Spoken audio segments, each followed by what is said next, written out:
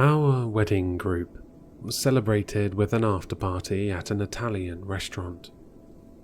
Train tracks above the eatery caused the noise of the industrial wheels to thunder. The clattering could not even be muffled by the overhead violin music and thick walls. Anita and I were bridesmaids for the woman of the hour, our mutual close friend, Kate. Kate had decided to swear a lifetime of commitment to a professor of film studies at a university only a few miles outside the town, 2 years beforehand in July. Although he was a decade older than her, and his initial motives were naturally questioned by her family, he was in love with everything about Kate. The ceremony had been a peaceful one, with a lakefront view. The 100 of us were seated and awaited our food. The main foyer of the place became a dance floor, as a private bar opened up in the corner, near a window that overlooked a graveyard across the street. "When are you going to find your soulmate?" Anita asked as she leaned into me while we watched the newlyweds cut their cake and hand feed it to each other. "Oh, please," I said with an eye roll. "What? You don't think it's possible for you? Look at Kate. She swore off any attempt at romance after her first boyfriend in college went to that country club prison for embezzlement at his hedge fund. Cupid doesn't care about your perspective.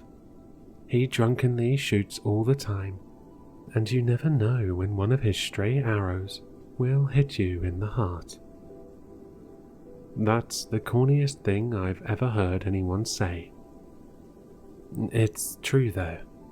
You deserve a man who will treat you the way you deserve. "Please, drop it," I said, as I lifted a glass of red wine and took a long pull. After my last ex, I'm going to take a break from the nonsense of dating. He made me reconsider how much I trust my taste in men. No. I'm about to become a manager, and that's going to take a lot of my energy. My career is first and foremost right now. The director of marketing at my company is named Chris," Anita said with a smile.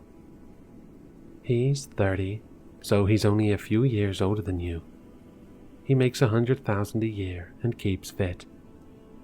I trust my intuition, and it tells me you and him would get along great. I could give you his phone number if you'd like." "Anita," I said with an aggressive whisper, as there was a brief interlude between songs. "Stop it. You won't convince me." Kate leaned back in her chair and nodded as the waiter set our plates down. Once dinner was finished, I looked at my timepiece. Nightfall was near. I congratulated Kate and said goodbye to both her and the groom. I fished my keys out of my purse and walked into the parking lot. A few others trickled out into the evening air and departed for the highway. I neared my Hyundai and used my fob to unlock it. A group of 4 men suddenly surrounded my vehicle. They all wore casual t-shirts and cargo shorts. 2 of them held expensive-looking cameras. A short one with a charcoal black mustache held a boom and had earmuff-style headphones on. One of the cameramen was filming the interior of my vehicle. This gave me chills. I was speechless and tried to figure out why they would focus on the interior of my mode of transportation. Could a wild animal have gotten inside somehow, and they were trying to capture the moment for their social media? Of course, this made no sense. Getting such footage wouldn't have required a full-fledged hired crew.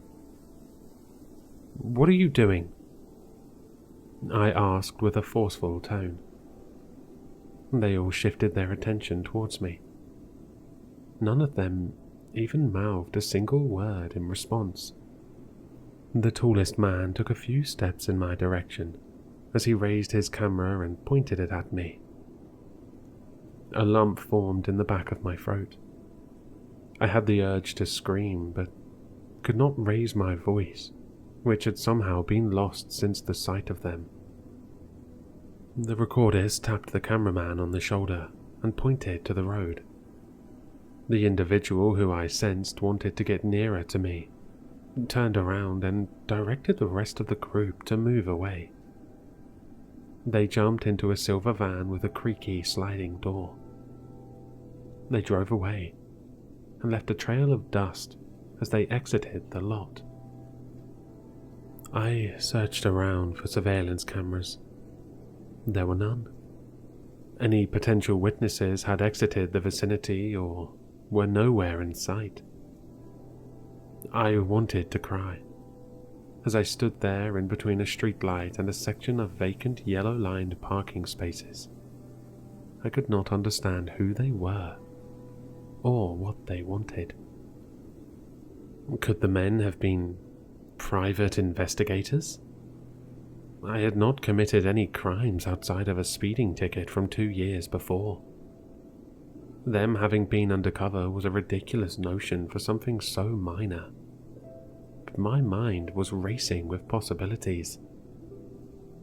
Paparazzi? I was not famous. I was not even related to or friends with someone who was. I neared the car and maintained an arm's length distance from it as I did a full circle. I stared at the front and back seats.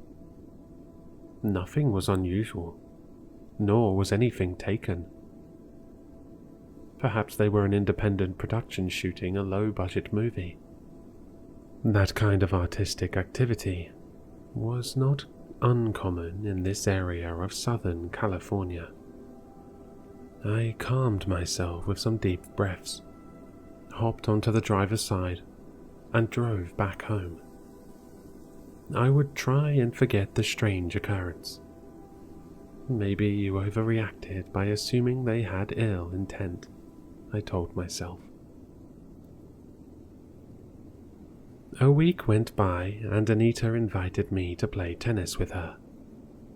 The court we met at was located in between a public library and a fire station.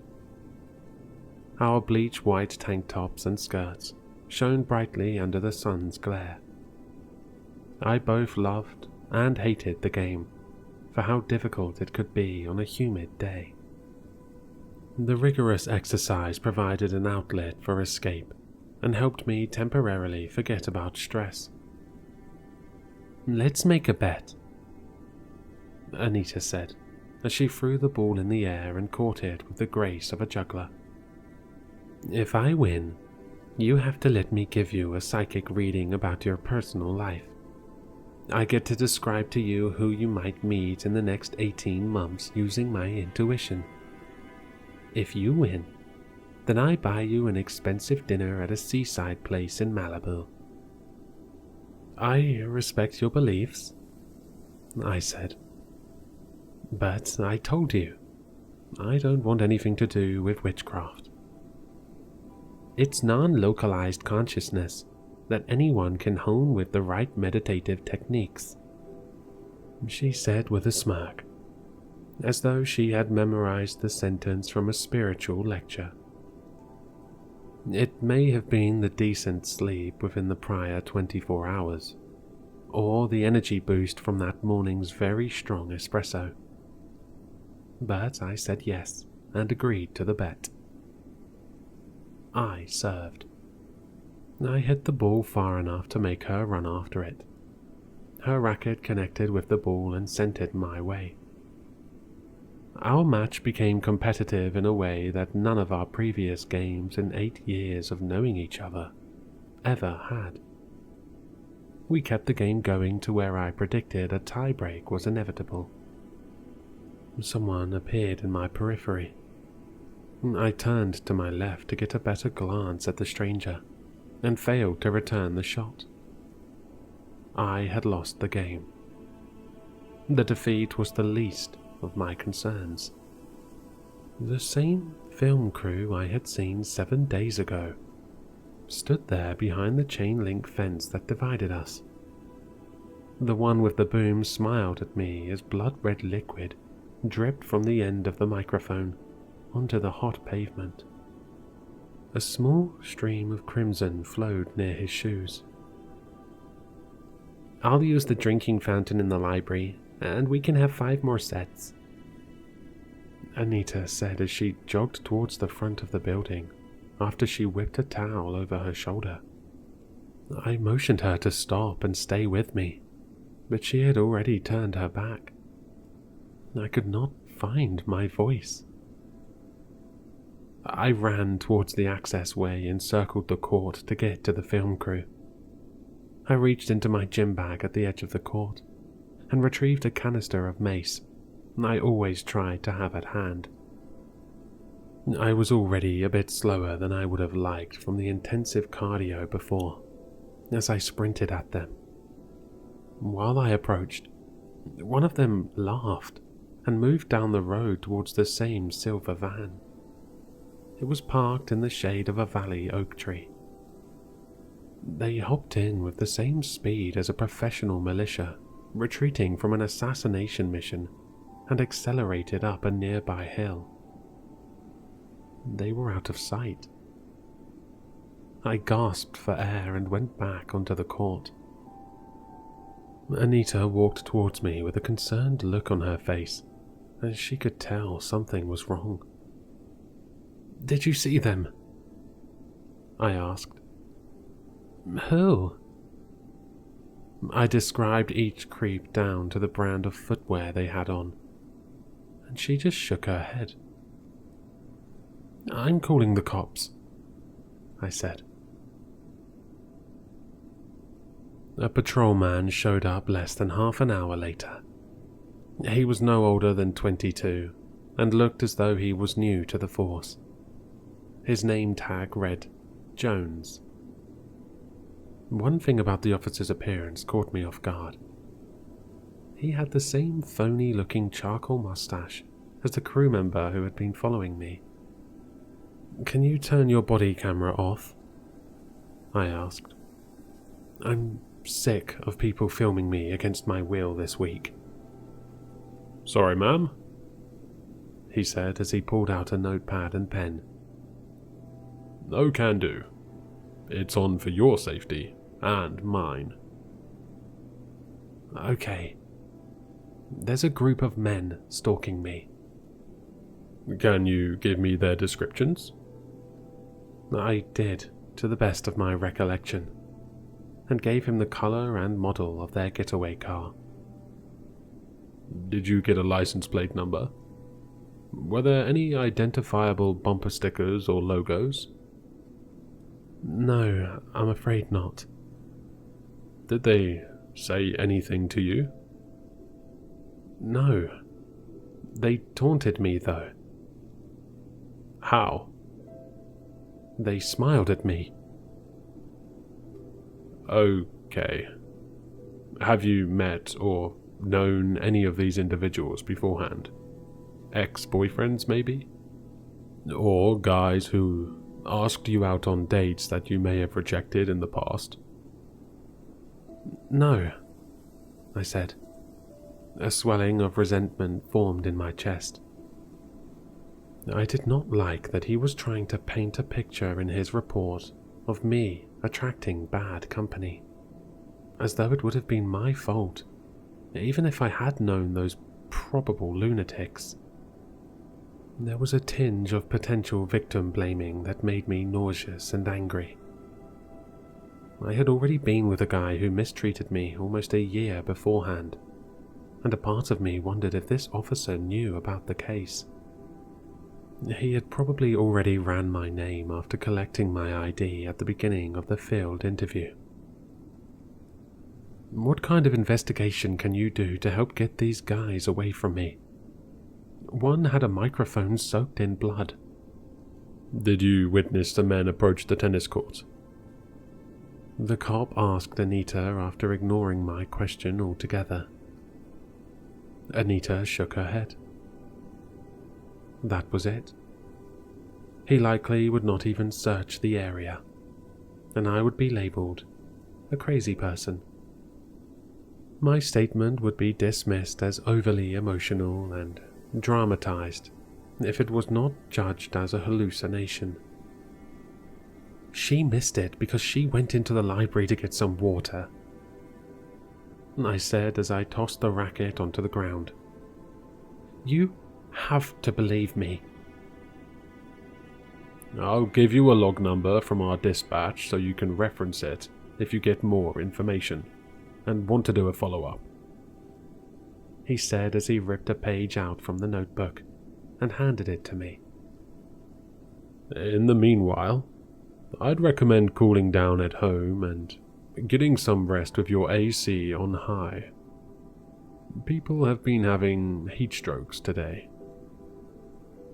As we left, I searched the perimeter for red stains on the ground.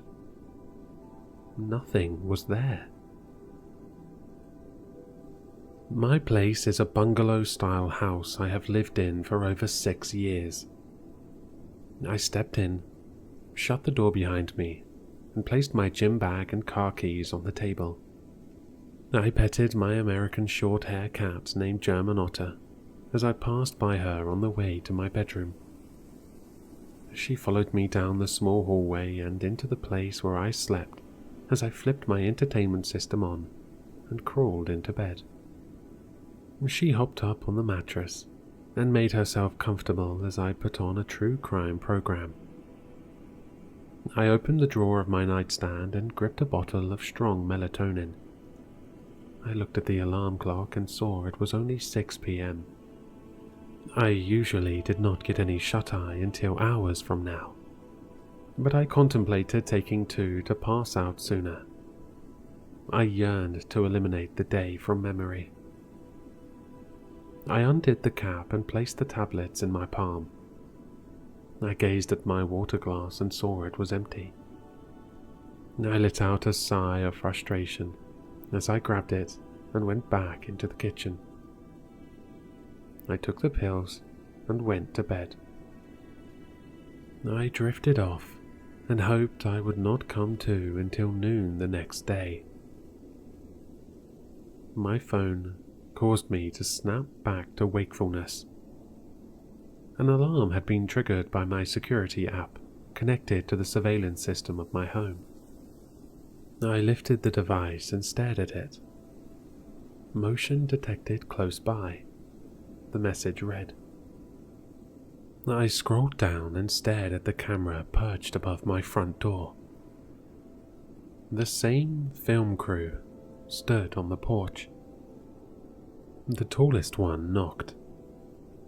I could hear the rapping of his fists from my bedroom as I stood up and brought up the keypad on my screen to dial for help. I minimized the screen and continued to wait for the dispatcher's voice as I maximized the video display again. They were gone. The front of my domicile was now empty. The only things visible were the silhouettes of neighbors' houses in the distance and the row of parked cars along the curb. I searched for the silver van, and it was not there. I scrolled through the different feeds once more and could not see them on my property anywhere. I even rewound the footage, and it showed no trespassers at any point in time. They had vanished with so much speed that I wondered if I had fallen victim to an anxiety-induced reverie. I went back to the phone screen and found the call had been disconnected, as if they had hung up on me, or a technical error had prevented them from going through. German Otter sat on the windowsill and stared at me. The man with the boom was behind her, outside. The pole tapped the glass, and I recoiled off the bed as I anticipated him shattering the screen to try and come in. I hit the floor and grabbed a butcher knife under the mattress I always kept there to feel safer. I have never considered myself particularly brave, but flight over fight had also never been an option for me. My father always drove me to self-defense classes when I was a child, and I was taught to assume that those who invaded my personal space had to be treated as though they had the worst intentions. I looked at the end of the blade and considered whether or not my physical strength would carry enough momentum for the tip of the knife to pierce through the pain and right into his face, neck, or chest. I leaped towards the window and raised the blade. I knew to keep the weapon high and tight with the sharp end pointed towards the ceiling. The other free hand up the way a boxer maintains discipline with their shell or guard. He was not there anymore. I cracked the window open and took in the scent of the dewy grass since the neighbor's sprinklers had shut off moments ago. There were no shoeprint indentations on the lawn either. "Leave me alone," I said. "Why me?" Anita lived in an apartment complex downtown. I pulled into her private garage since she had managed to gift me a clicker for the underground parking years ago. I took the elevator to her floor and knocked. She answered in Vincent van Gogh's Starry Night pajamas. She was shocked to see me. "Is everything okay?" "No," I said as I walked in. Her place had statues of mythical figures at every corner. Everything from sculpted dragons made of black marble, and Greek monsters. The Minotaur and Medusa the most noticeable. I explained to her the events of the night before. She had me sit down on her couch and offered me chocolate, although I was too preoccupied mentally to think about eating. "Did you call the police?"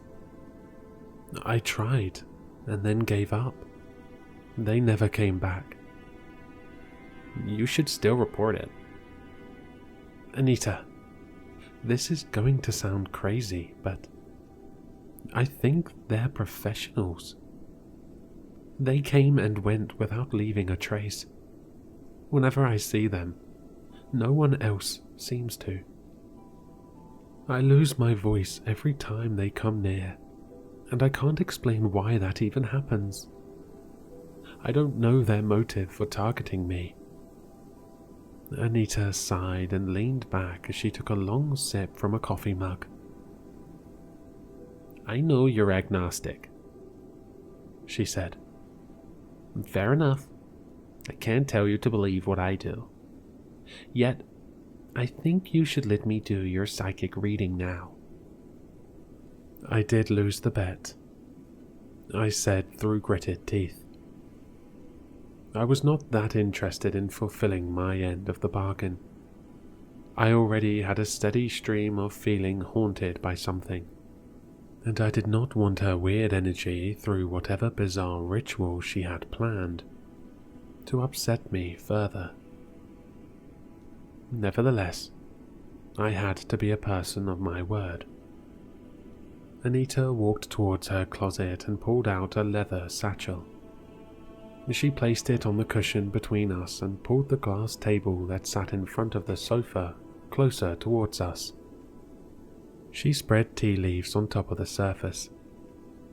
"Hold still and stay quiet," she said. "You don't have a crystal ball?" "You don't need one. Nobody does. We all have the gift of entering the Akash, the field of invisible knowledge. The only preferable setting is a quiet and undisturbed one." "Whatever you say." She shushed me, closed her eyes, held my hand and sat still for 15 minutes. Her eyelids eventually opened. "This is what the guardians in the other told me," she said. "Your ex has put a curse on you. He is using a team of conjured familiars to follow you everywhere you go. The purpose is to spy on, undermine, and harass you." I grew lightheaded and wanted to tell her that this was impossible, but every fiber of my being believed it. My ex had always bragged about checking out books on black magic from the time he was an adolescent. At the time, I merely considered this the behavior of a typical boy into heavy music and wearing eyeliner to punk rock shows. As her words sunk in, it did occur to me that he was the type to summon something like that. A part of me still wanted to argue with her. I yearned to tell her it was her own cognitive biases regarding her own deeply held convictions about ethereal subjects and having consumed too many viral online occultist methods.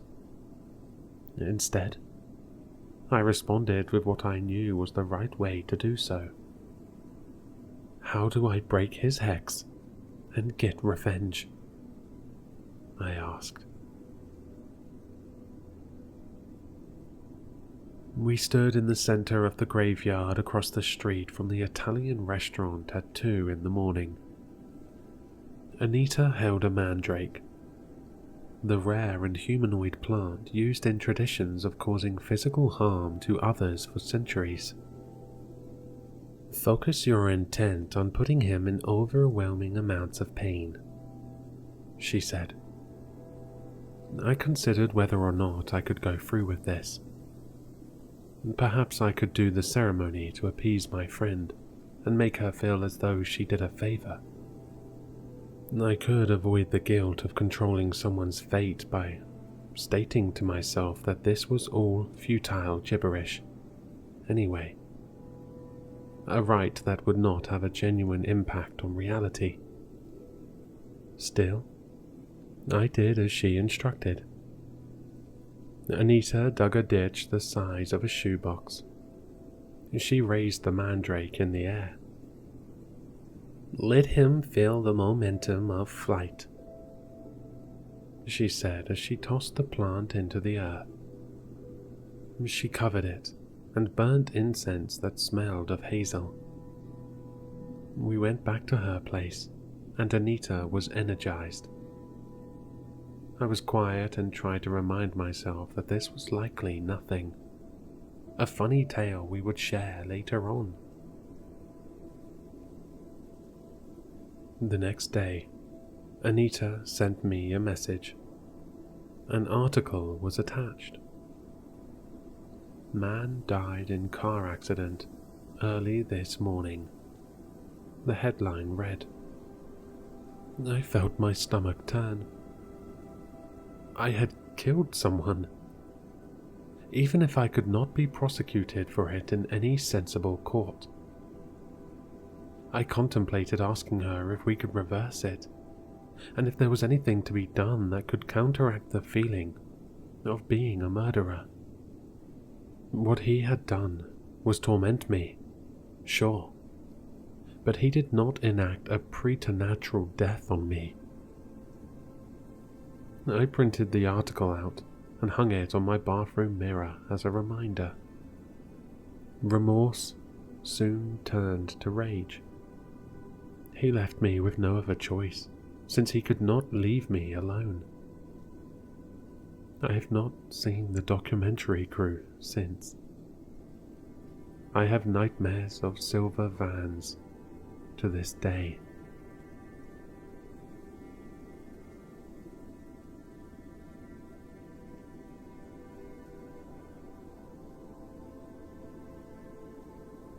Hello, Sinister listeners. If you've enjoyed this story, then you'll find all the author's information in the description below. For more content, be sure to like, comment, and subscribe to succumb to the sinister.